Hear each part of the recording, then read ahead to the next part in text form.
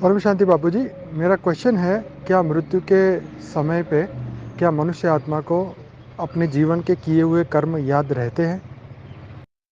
परम शांति। आत्मा जब शरीर छोड़ती है तो इस जन्म की बातें जो साकार में मनुष्य जन्म में थी तो याद रहती हैं या नहीं रहती। तो शरीर जब छूट जाता है, तीन तत्वों में आत्मा सूक्ष्म शरीर में रहती है, तो उसकी गति अपने मन के हिसाब से होती है, अंतमति सो गति। तो आत्मा इस जन्म के कर्मों को तो याद रखती हैं, क्योंकि सूक्ष्म शरीर में इस जन्म के जो साकार मनुष्य अवतार में जो उसने कर्म किए हैं, साकार मनुष्य अवतार का एक ही जन्म उसको याद रहता है, उसका अगला जन्म उसको याद नहीं रहता है।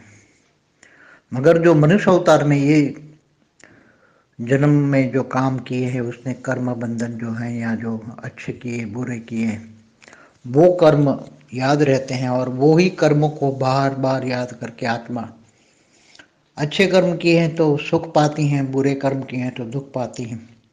बुरे कर्म करने वाली वासना युक्त आत्माएं भूत प्रेत में चली जाती हैं, मगर केवल उसको एक ही जन्म, अगले जन्म की याद नहीं होती। अगले जन्म को याद करने के लिए उसको सूक्ष्म शरीर को रिफाइन करना पड़ता है। कारण शरीर में तो सब कुछ रिकॉर्ड है, मगर कारण शरीर के ऊपर सूक्ष्म शरीर का आवरण होता है। कारण माना आकाश तत्व, आकाश तत्व के ऊपर आवरण है वायु और अग्नि तत्व का।